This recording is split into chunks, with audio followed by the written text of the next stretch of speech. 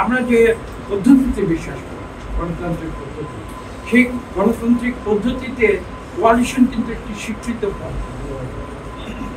এবং এটা কিন্তু শুধু বাংলাদেশে নয়, সারা বিশ্বে এই প্রক্রিয়া চালু আছে।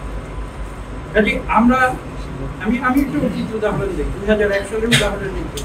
2001 সালে কিন্তু আমরা প্রাক নির্বাচনী কোয়ালিশন আমরা করেছিলাম, প্রাক নির্বাচনী, এবং সেটা জামাতের সঙ্গে হয়েছিল। আপনারা জানেন যে আমাদের মন্ত্রিসভায় জামাত থেকে 2 জন মন্ত্রী। কাজে এটা এমন কোনো আশ্চর্য বিষয় নয়, এটা নির্বাচনী প্রাক নির্বাচনী সমঝোতা হয়, কোয়ালিশন হয়। আবার এটাও গণতান্ত্রিক প্রক্রিয়ার অনেক উদাহরণ রয়েছে। গণপ্রতিনিধিত্ব আমি প্রশ্নটি বুঝতে পারছি, আমি যদি বুঝে থাকি সঠিক আমি উত্তর দিচ্ছি। এখন পর্যন্ত যে অবস্থান আমাদের, সেটা আমরা প্রকাশ করেছি। আমরা বলেছি যে যেদিন আমাদের সাধারণ নির্বাচন হবে সেই দিনেই আমরা রেফারেন্ডাম। আমরা 1 বছর আগে আমাদের যে মতামত তাদের কাছে দিয়েছি। আমরা যে রিফর্ম যে সংস্কার কমিশন যে আলোচনা করেছি, সেখানে আমরা আমাদের দিয়েছি। সেই সমস্ত প্রস্তাব তারা বলছেন যে তারা বিবেচনায় নিয়ে তারা তাদের যে সুপারিশগুলো সেগুলো সরকারের কাছে।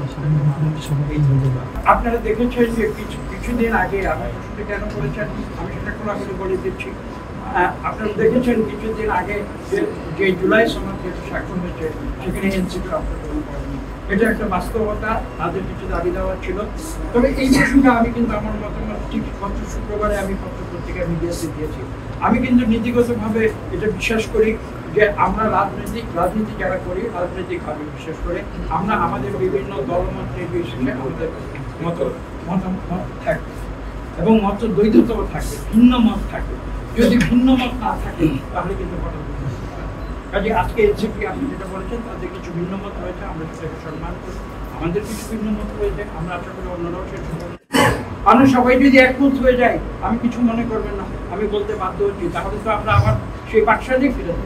আমরা সেই পথে যেতে চাই না। আমরা গণতান্ত্রিক, যেখানে গণতন্ত্রের যে সংজ্ঞা, the rule of majority with the consent of minority, আমি সেই আদর্শ